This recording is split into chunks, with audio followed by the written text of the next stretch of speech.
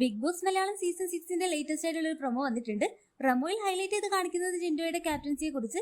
ലാലേട്ടൻ ഓരോ കുടുംബാംഗങ്ങളുടെ അടുത്തായിട്ട് ചോദിക്കുന്നുണ്ട്, എങ്ങനെയുണ്ട് ജിൻഡോയുടെ ക്യാപ്റ്റൻസി? അപ്പൊ റസ്വിൻ പറയുന്നത് അട്ടർ ഫ്ലോപ്പ് ആയിരുന്നു.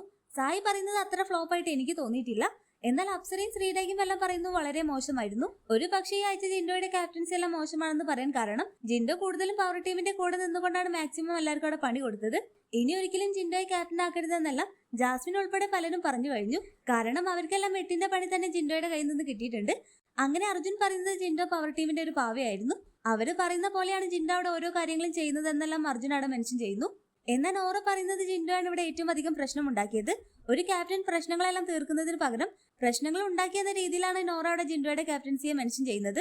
ഒടുവിൽ ജാസ്മിൻ പറയുന്നത് ജിൻഡോയെ ചിരിച്ച് സപ്പോർട്ട് ചെയ്യാൻ കുറെ പേരുണ്ട്, അതുകൊണ്ട് പുള്ളിയുടെ വിചാരം താൻ എന്തോ വലിയ ഹീറോ ആണെന്നാണ്. ജിൻഡോയുടെ ക്യാപ്റ്റൻസി കൊണ്ട് ഏറ്റവും അധികം പണി കിട്ടിയത് ജാസ്മിൻ ആണ്. ആദ്യ ദിവസം തന്നെ ജാസ്മിനെയും ഗബ്രിയെ 2 ടീമാക്കി.